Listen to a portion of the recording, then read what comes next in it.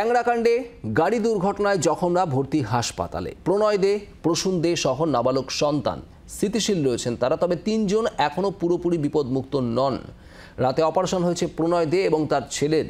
প্রণয় দের কোমরের নিচের হাড় ভেঙেছে, নাবালকের কবজির হাড়, আঙুলের হাড় ভেঙে গিয়েছে, কাঁধের এবং হাতের জয়েন্টের হাড়ও ভেঙেছে নাবালকের। তিনজনে বেসরকারি হাসপাতালে এই মুহূর্তে আইসিইউতে চিকিৎসাধীন রয়েছেন। সংকটমুক্ত নন কেউই, তবে মোটের উপর স্থিতিশীল রয়েছেন তারা। গতকাল ভোর রাতে বাইপাসের ধারে অভিষিক্তার কাছে মেট্রোর পিলারে সজোরে ধাক্কা মারে তাদের গাড়ি। গুরুতর আহত হন তিনজনেই, প্রণয় দে, প্রসূন দে এবং ওই নাবালক। অয়ন শর্মা আমাদের প্রতিনিধি রয়েছেন আমাদের সঙ্গে। অয়ন, যে হাসপাতালে চিকিৎসাধীন রয়েছেন এই তিনজন, সেখানে কি জানা যাচ্ছে, কি পরিস্থিতি এই তিনজনের? দেখো শুভজিৎ, তোমাকে বলে রাখি, ইতিমধ্যেই বাইপাসের ধারে একটি বেসরকারি হাসপাতালে গতকালই ভর্তি করা হয়েছে। দুর্ঘটনায় ট্যাংরাকাণ্ডে যারা জখম হয়েছে তিনজন, প্রণয় দে, প্রসূন দে এবং একজন নাবালককে ভর্তি করা হয়েছে এই হাসপাতালে। হাসপাতাল সূত্রে যেমনটা এখনো পর্যন্ত জানা যাচ্ছে যে জখম প্রণয় দে এবং তার ছেলে সহ প্রসূন দে তিনজনেরই শারীরিক অবস্থা স্থিতিশীল, তবে এখনো পর্যন্ত তারা সংকট মুক্ত নন, এমনটাই হাসপাতাল সূত্রে খবর।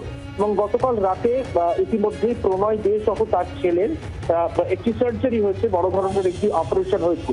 যেহেতু দুর্ঘটনায় কবলে পড়ার জন্য একাধিক জায়গায় আঘাত রয়েছে তাদের, তার জন্য গতকাল একটি অপারেশন হয়েছে। হাসপাতাল সূত্রে খবর, ভর্তি করার পর যেমনটা দেখা গিয়েছে প্রাথমিক অবজারভেশনে চিকিৎসকরা দেখেন যে প্রণয় দে তার ফিমার বোন ভেঙে গিয়েছে এবং তার অপারেশন হয়েছে গতকাল। এবং পাশাপাশি শিশুটির ক্ষেত্রে আঘাত আরো গুরুতর, যেমনটা হাসপাতাল সূত্রে খবর, তার ডান হাতের কবজির উপরে যে হাড় রয়েছে সেই হাড় ভেঙে গিয়েছে, ডান হাতের আঙুলের হাড় ভেঙেছে, বাম কাঁধ এবং হাতের যে জয়েন্টের অংশ সেখানে আঘাত রয়েছে গুরুতর।